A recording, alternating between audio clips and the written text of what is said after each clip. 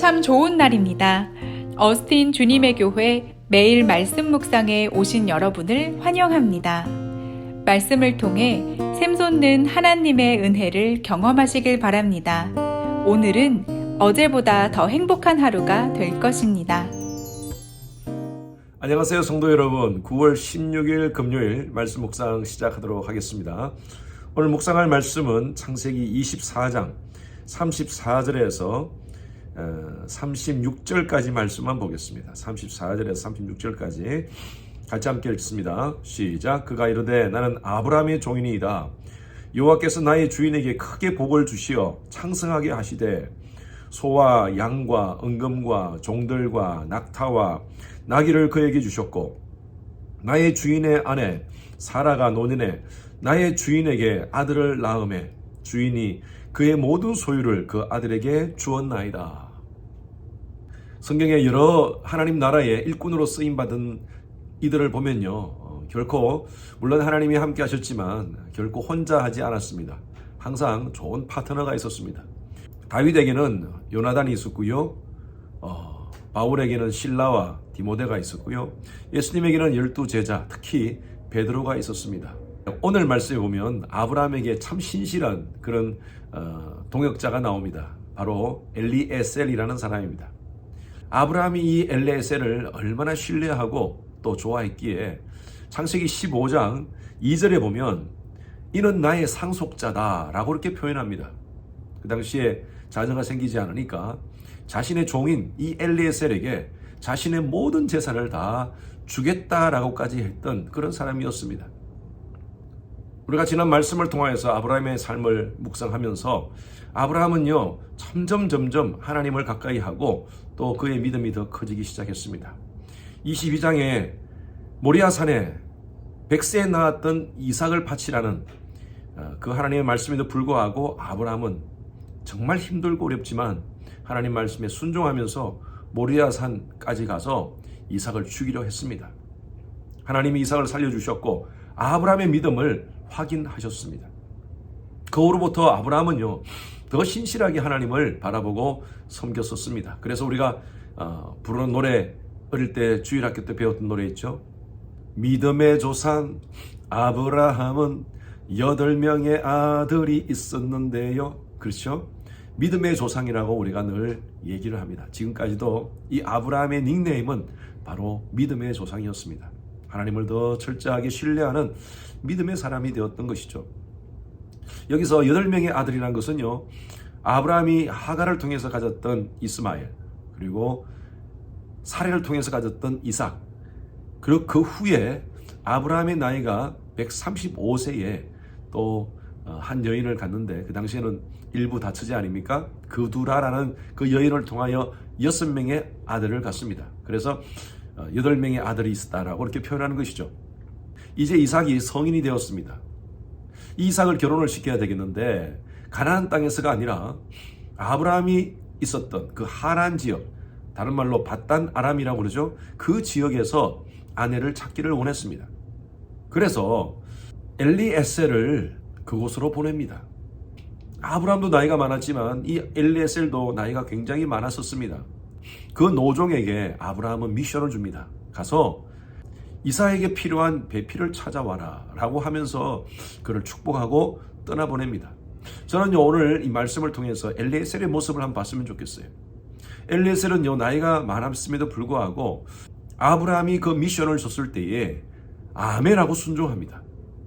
지금 아브라함이 있는 곳이 브엘라헤로이라는 곳인데 이 브엘라헤로이에서 하란까지, 밧단 아람까지 거리가요, 거의 900km입니다.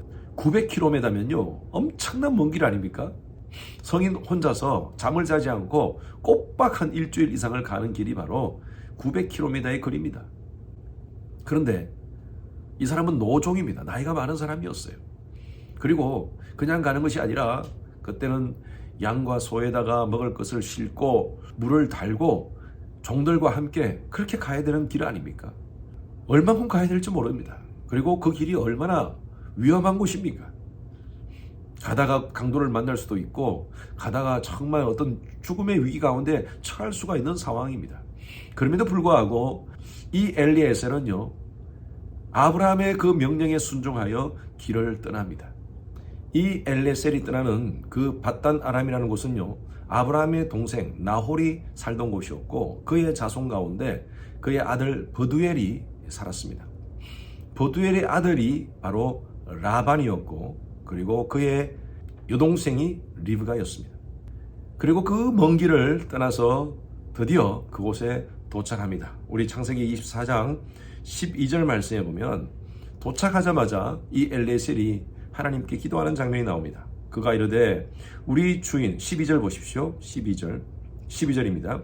그가 이르되 우리 주인 아브라함의 하나님 여호와여 원하건대 오늘 나에게 순조롭게 만나게 하사 내 주인 아브라함에게 은혜를 베푸시옵소서. 그곳에서 하나님께 기도하고 그리고 하나님께서 정말 만날 자를 만나게 하소서. 이삭의 아내를 만날 수 있도록 해 주시옵소서. 그렇게 기도하는 모습이 나타납니다. 15절 보십시오. 어제 묵상했던 말씀이죠. 말을 마치기도 전에 리브가가 물동이를 어깨에 메고 나오니 그는 아브라함의 동생 나홀의 아내 밀가의 아들 브두엘의 소생이라. 제가 방금 말씀드렸던 대로 아브라함의 동생 나홀의 아내 밀가의 아들 브두엘의 자녀였다는 것이죠. 그 소녀는 보기에 심히 아리답고 지금까지 남자가 가까이 하지 않은 처녀더라 라고 이렇게 표현합니다.